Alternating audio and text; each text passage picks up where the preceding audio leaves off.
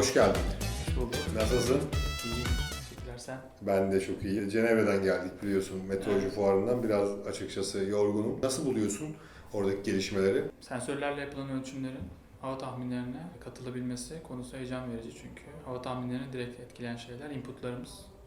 Asimilasyon. Asimilasyonla hava tahmin programına katılan inputlar. En önemlileri de yere yakın olan istasyonlar. Bunlarla alakalı, dronlarla alakalı özellikle çok büyük iyi gelişmeler var. Zaten biz yüzeydeki ölçüm verilerimizle fark yaratıyoruz. Bunlar da çok büyük katkı sağlayacaktır. Peki Bedirhan, seninle ilk tanıştığımız günden bu yana herhalde sen de kendini her geçen ay biraz daha geliştiriyorsun diye tahmin ediyorum. Nasıl görüyorsun? Bir sene sonraki Bedirhan çok daha gelişmiş bir şey hayal edebiliyor musun? Ya da buluttan içerisinde Bedirhan'ın gelişimi, buluttanın gelişimiyle paralel mi olacak? Nasıl görüyorsun? Bu özellikle yeni mühendislere de biraz ilham olması için soruyorum. Evet, bu zamana kadar yaptığım mevcut kendimi geliştirdiğim alanları düşünüyorum ve sonrasında da bunların aynı şekilde devam edeceğini düşünüyorum. Özellikle hava tahmin programının efektif kullanılması açısından ve projelere bunun etkisi konusunda gerçekten daha da heyecanlıyım son dönemde. Hem de bu gelişmeler neticesinde yaptığımız ürünler daha başarılı olacaktır. Buna inanıyorum.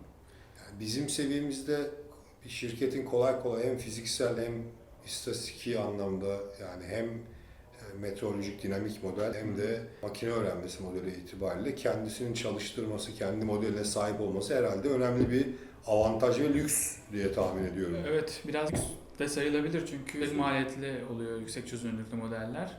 Ama çok daha iyi sonuçlar veriyorlar bizlere. Biz de bunun için yapıyoruz. Bir meteoroloji mühendisinin veya bir atmosfer bilimcinin diyeyim, disiplini bu alanda olan birisinin buluttanla yolunun kesişmesi artık herhalde çok kolay, çok olası. Evet. Değil mi? Kendi iyice geliştirmiş birinin, istekli olan birinin gerçekten çok da zor değil. Onu sormak istiyordum aslında. Herhangi bir meteoroloji mühendisinden sence ne bekliyoruz? Buraya hangi meteoroloji mühendisleri daha çok ilgi göstermeli? Ne gibi donanımlara, ne gibi skill'lere sahip olmalı? Öncelikle bu mesleği gerçekten benimsemiş olmalı ve heyecanlı olmalı. Merak ettiği şeyler olmalı. Şunu neden daha iyi yapamıyor modeller diye kafada kurduğu şeyler olmalı. Bu gibi konularda meraklı bir kişilikse burası onun için bence uygun yer. Bir de tabii herhalde envai çeşit dil kullanıyoruz. Yani envai çeşit olmasa bile birçok çeşit altyapı kullanıyoruz. Yazılım dili kullanıyoruz. Kendini bilgisayar bilimlerinde de en az meteoroloji kadar geliştirmiş olması herhalde önemli değil mi? Tabii. Günden güne bu da kolaylaşıyor. Çeşitli teknolojiler sayesinde sen de biliyorsun. Ama tabii ki de belli bir temeli olmalı. Tabii her şeyin başında istek geliyor. İstek olunca bunlar da peşinden geliyor zaten.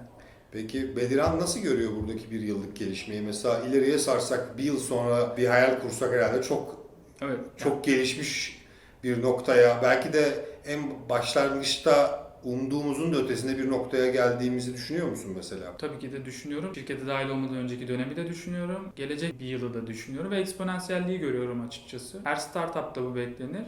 Ama bizim alanımız belki daha çok açık ve bize daha iyi ortam sağlayan bir alan. Dünyanın da buna ihtiyacı var. Bu gibi şeyleri göz önüne aldığımız zaman öyle görüyorum. Peki Bedirhan meteoroloji dışında neleri sever? Biraz da belki onlara değinelim. Hem iş hayatının dengeleyici faktörü olarak hobiler, spor, ilgi alanları, belki oralarda da senin yaptıklarından ilham alacak ya da onlarda ben de bunu bir deneyeyim diyecek insanlar olabilir. Çünkü enteresan şeylerle de uğraşıyorsun. Ya aslında enteresan değil, bunlar doğal şeyler aslında. Doğru. Eskiden çok doğaldı bunlar. Açık hava aktivitelerini çok severim, hepsini severim. Tenis oynarım, mantar toplamaya çok giderim. Hiking, trekking aktivitelerine katılmayı severim, yaparım. Yemek yapmayı severim. Bir de işimiz gereği tabii açık havada bulunmayı severim gün içinde.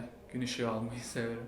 Bu gibi şeyler. Sen peki mesela son olarak şunu sorayım. Şu an aslında günümüzde iklim değişimi, hava zekasının bizi etkilediği kadar yoğun bir eğitim altyapısı Türkiye'de meteoroloji alanında maalesef yok. İstanbul'da İTÜ'de, Samsun'da aynı şekilde fakültelerimiz var. Buradan mezun olacak arkadaşlara neler söylemek istersin? Yani onlardan birkaç sene daha önden giden birisi olarak hem de buluttan'a nasıl arkadaşların başvurmaya davet edersin? Aslında demin konuştuklarımızla paralel. İlgi olunca bilgi de geliyor peşinden diye Miktat hocamızın da ondan duydum. Bu konu çok önemli. Birincisi meteorolojiye sevda o zaman diyelim Tabii ki mi? de, tabii ki de. Yani Tamam. çok zor çünkü bir şeyi ilgisiz yapmak. Geliştirmek yaparsın ama geliştiremezsin. O zaman bizi dinleyenlere havanız yerinizde olsun diye her zamanki kapanışımızı yapalım. Burcu'ya da buradan kamera arkasında bir selam verelim.